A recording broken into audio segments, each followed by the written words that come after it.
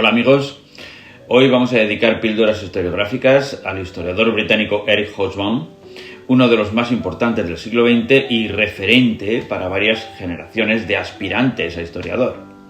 No solo por su valioso trabajo intelectual, sino también por su valiente compromiso político.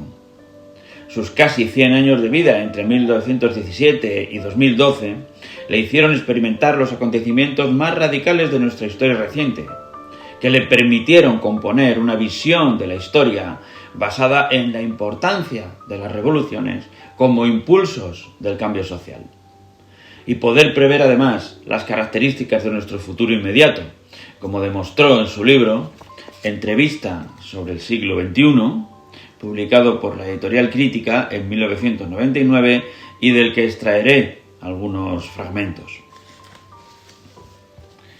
Todo el mundo prevé o trata de prever el futuro. Interrogarse sobre el mañana forma parte de la vida, de los negocios. Todos lo intentamos hasta donde es posible. Pero el proceso de previsión del futuro debe basarse necesariamente en el conocimiento del pasado. Lo que vaya a ocurrir tendrá forzosamente alguna relación con lo que ya ha ocurrido.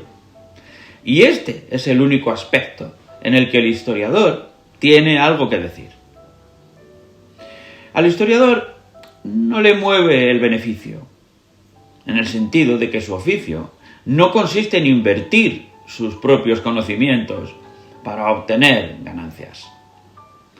Lo que sí puede hacer es tratar de analizar qué aspectos del pasado son importantes, qué tendencias apuntan y qué tipo de problemas se presentan. Así pues, dentro de ciertos límites, nosotros debemos hacer un esfuerzo de predicción, pero sin olvidar nunca el peligro que se corre de convertir esa previsión en caricatura. Es decir, debemos ser conscientes de que gran parte del futuro es, por principio o para fines prácticos, totalmente imprevisible. Ello no obstante, también creo que las cosas totalmente imprevisibles suelen ser acontecimientos únicos, específicos. Y el problema real de los historiadores es comprender el alcance o la importancia que puedan llegar a tener esos acontecimientos concretos, que algunas veces pueden llegar a ser importantes desde el punto de vista del análisis histórico, pero otras no. Es decir, que algunas veces los hechos pueden no tener importancia para el tipo de conjeturas que puede hacer el historiador, pero en cambio otras sí. Ese es el límite de la previsión.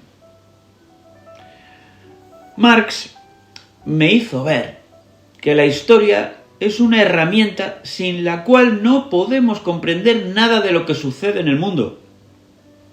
Me convenció su idea de que la historia puede ser vista y analizada como un todo, y que tiene, no quiero decir leyes, porque eso se parecería demasiado a una visión positivista al viejo estilo, pero sí una estructura y una regularidad que es el relato de la evolución de la sociedad humana en el tiempo.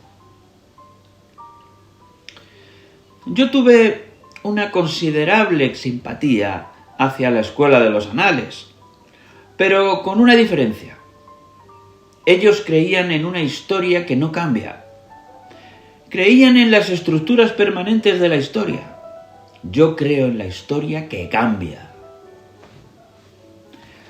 El último libro de Eric Hobsbawm, publicado en 2011, se titulaba precisamente Cómo cambiar el mundo.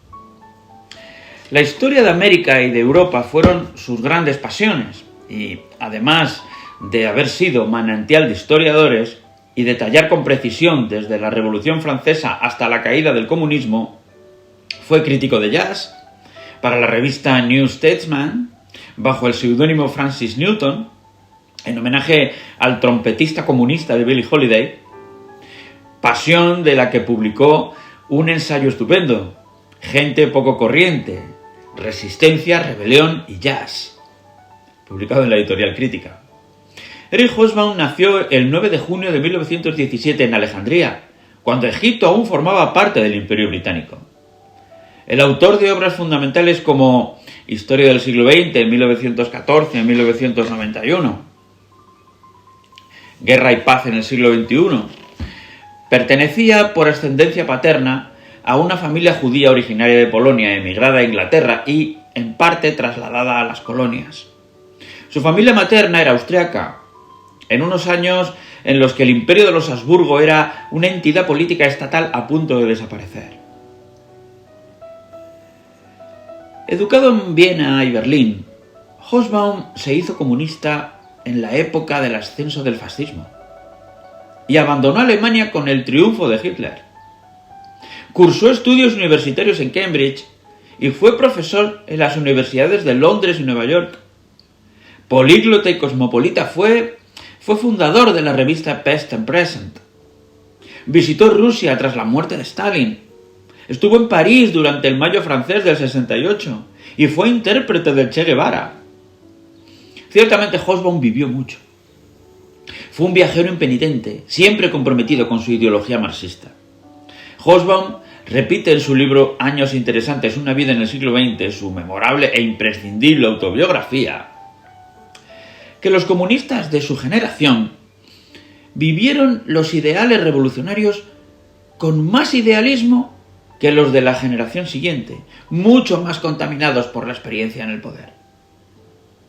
Su propia vida, explicada en el libro, es testimonio de su capacidad para entenderse con gente muy distinta y distante, por su compleja identidad de alguien que no pertenece totalmente al lugar en que se encuentra, bien como ciudadano británico entre centroeuropeos, bien como inmigrante del continente en Inglaterra, bien como judío, bien como antiespecialista en un mundo de especialistas, bien como una anomalía entre los comunistas.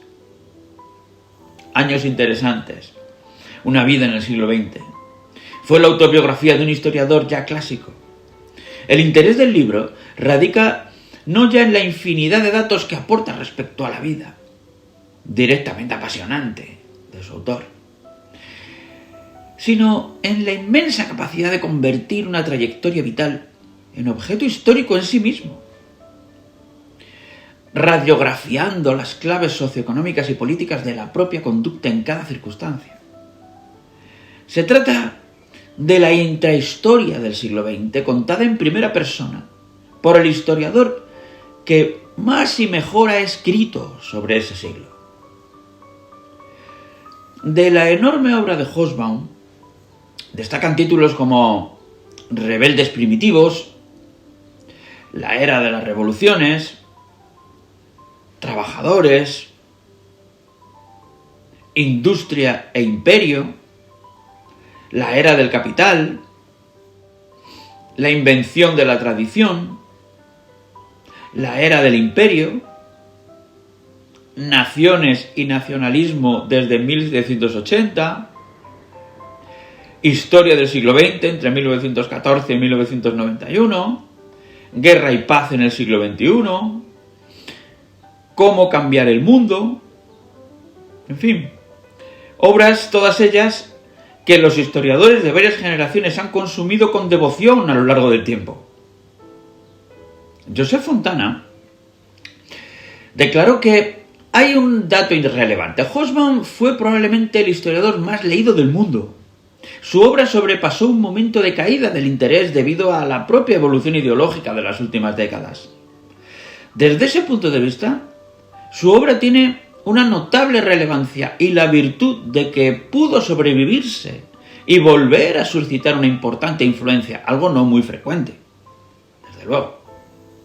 Para Fontana, la vertiente investigadora de Hobsbawm no ha sido tan influyente como sus grandes obras de síntesis de la época contemporánea, que fueron las que le convirtieron en un bestseller mundial.